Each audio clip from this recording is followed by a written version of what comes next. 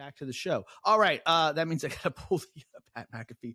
He's a dog. Clark Kellogg's from? Yeah, his record was just up there. That guy fucking doesn't lose. He does win. Yeah. Welcome to the team, Caitlin. Come on in. Water's just fine. Almost heaven. Come on, Ty. West Virginia. Not a chance. Blue Ridge Mountains. Shenandoah River. Mounds or just Steve. Life is older. There we go. Older than the younger than the mountains. Rolling like a breeze. All right, there we go. So, country roads take me home to the place I belong. Okay, sorry. ODD. Got to finish it. 2 things we want to hit before we get out of here. 3 things. Got a game for you, just something fun. We're going to talk about our schedule and how tough it is for this season. But first, I just love this. We're getting new teams in the Big 12 next year. BYU, Cincinnati, Central Florida, and Houston. I believe that's all of them. Bobby Huggins on some advice for those guys. I feel sorry for them. They have absolutely no idea what they're getting into. I've been in a lot of leagues, and I've been in a lot of leagues with the best coaches in America and with the best players in America. And I'm telling you right now, it's the hardest league that I've ever coached in ever. And the best fan bases. You go in and they may be 3-17 and they got 14,000 people sitting in there. It's unbelievable, the fan support, how good the players are, how good the coaching is. It is such a hard league. And you got to go through it twice. And I'm going to tell you, they're not ready for that. I love fucking Bobby Huggins. Keeping it funky, man. Telling them the truth. And it's going to be very tough because I think we spoke about the Big 12, even though teams are in the bottom of the Big 12, that don't mean they're bad teams. It means they're in a tough league playing twice. Yeah. So. Yeah. I mean, Oklahoma could have been in the tournament. They probably could easily have won a first round game or second round, or the way this tournament turned out, they may be in the Final Four. By the way, congratulations, UConn Huskies. You got me into the top 100 of my pool of over 2,500 people. Thank you. I had you picked to win in one of my brackets, and you won. Thank you, UConn. Anyway, next thing, WVU. Where do you think our schedule lies next year as far as strength of schedule?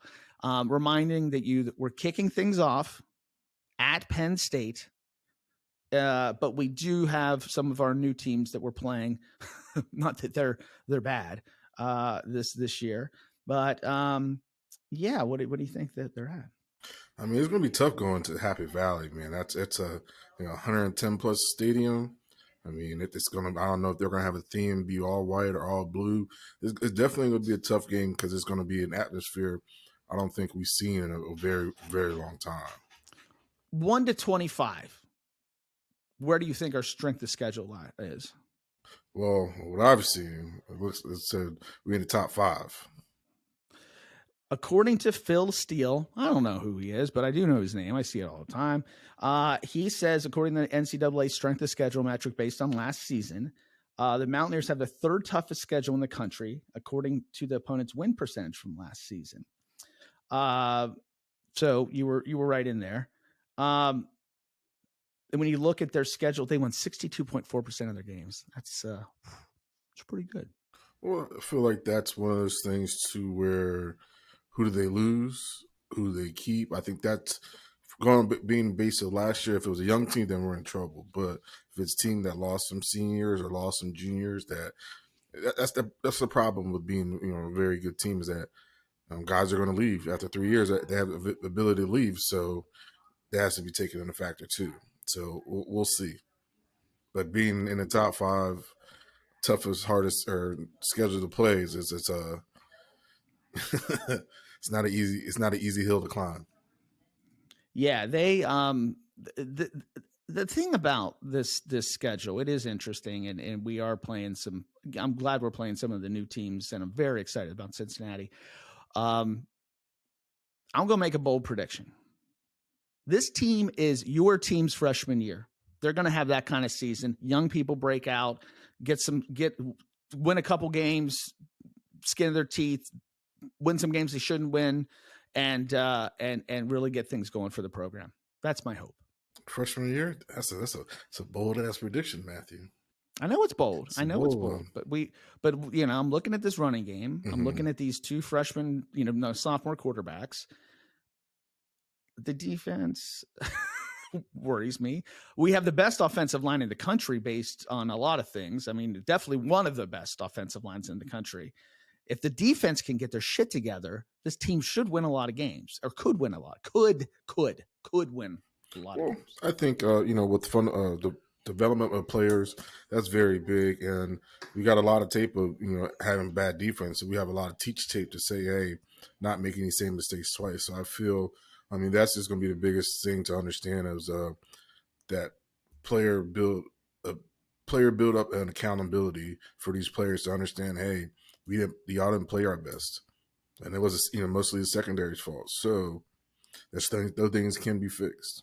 We'll see. Spring practice is on, and reports coming in. They're having fun, so that's good. We'll see. I don't think Neil Bram's having fun. I think Neil Bram's pooping his pants, but we'll see. All right, we're going to end with just a little game. I want to see how well you know Pat McAfee. Friend, teammate, and the biggest person in media today. In fact, it just came in. Pat McAfee was just named biggest person ever in media, according to media.media. So, Pat McAfee, I'm gonna tell you a quote, and you're gonna tell me if this is a real Pat McAfee quote. Let's see. If I've learned one thing from social media, it's truly that the most irrelevant people say the most absurd stuff. Did he say that? He's always on social. Yeah. I'll take the bait on that that one. Yeah, he'll say He something totally like that. said that. I said if he did say that. You're Okay, right. You're okay. correct. If you're not a cop, don't buy a Crown Victoria. Yeah. He did. I love that. That's one of my favorite. I like that quote a lot. I think I can beat anybody in the WWE. I mean, he's been in the rise, and I've seen the last thing he said. He's the only undefeated person right now. So yeah, he said it. He did not say that. He didn't say that? No, he's a little more humble than that, I think. But he did say that he hoped that he would be in the WWE Hall of Fame one day. Yeah. Well, he what I was saying that he had, his last show, he said something about him and the Mick were the only undefeated guest. I can't remember what announcers or whatever, and he fortunately beat him. So Pat's still undefeated. But I've told so many stories to so many friends of mine. I have friends in Pittsburgh and West Virginia and in Indy. That's 3 different demographics of people, and they all laugh. So I assumed that if I find something funny and all my friends find something funny, I hope people everywhere will find it funny. I mean, that's right on brand. He's from Pittsburgh, went to West Virginia, lived in Indy. So yeah, that's right on brand. All right. That was correct. All right. Next quote. If it wasn't for me, WVU would have had a terrible team every season I played. Hell to the nah. He didn't say that shit. No, he didn't say that. All right, there you go. A little Pat McAfee quiz there for everybody. By the way, thanks for the clip, Pat McAfee Show. We just stole it off of Twitter, and there's nothing you can do about don't it. sue us like Brett Favre's doing you. Yeah, don't sue us. Mm. I don't think he would. I don't think. I think once he was like, listen here. I have a request. Get this guy on the show sometime. Start requesting it. Say, hey Pat. I'm going to write out some emails for you to send to folks. By the way, if you've got a player that you want on the show, you're going to respond to Steve Slayton's tweet with that player's name. Okay, we're going to tweet that out later today. It'll be up. It'll be retweeted on at the Burning Couch Pod. And we're going to endeavor to get these guys on. But here's part of the pitch. Steve, this show started to do better, picking up. You're honing your craft. Who wouldn't want to help you do that? Everybody would want to help you do that. We always held the rope, so the guys that held the rope know they gotta pick their brothers up when he's needed. Send the rope to Pat McAfee. One appearance on our show, and the podcast will be through the roof. And I have a lot of questions for that man. All good. All good. Let me tell you something. 16 years ago, I was working at Stitcher, maybe 15 or 14. I forget when Pat started his podcast. And his podcast came on my radar. And the guy was like, yeah, man, this punter from Indy, he does a podcast. It's kind of funny and everything. And I've watched that guy take a podcast he made no money from, but kept doing it anyway for years. By the way, people starting out at podcasting, guess what? You don't get to fucking make money right away. You got to work at it. It's not, nobody's going to give you a check for doing a podcast unless you've done it for a long time and you're really good at it. Or you're a celebrity. He wasn't a celebrity, he was, a celebrity. He's a punter. This should be straight. That wasn't, he's not like he was the star quarterback. Turned it into a podcast industry, went to Barstool, left Barstool. Nobody leaves Barstool, got a bigger contract. Now he signed a contract nobody has ever signed that big, especially coming from podcasting. So I got nothing but love and respect for Pat McAfee. If for anything else, that he's done it. He's done the podcast dream. All right, everybody, you want to get in touch with us? The podcaster's dream.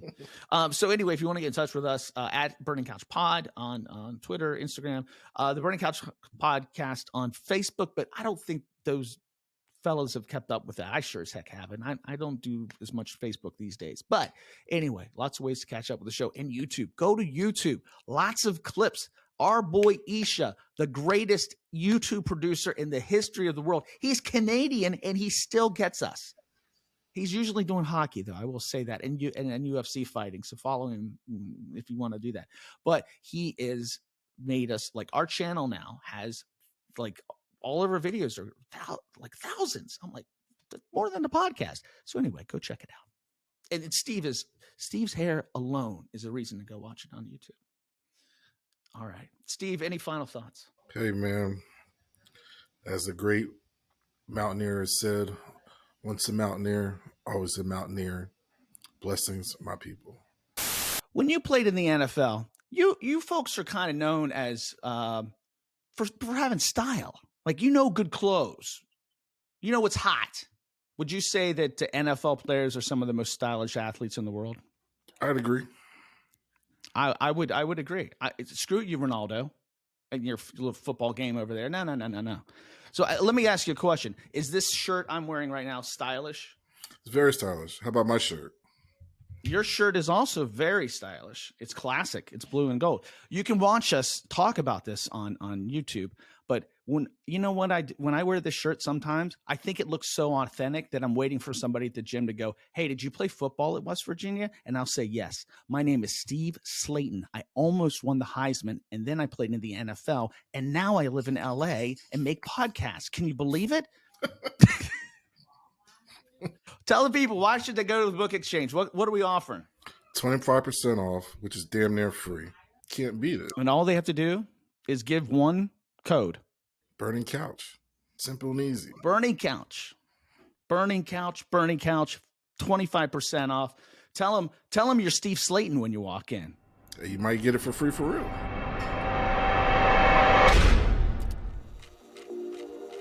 From Jam Street Media.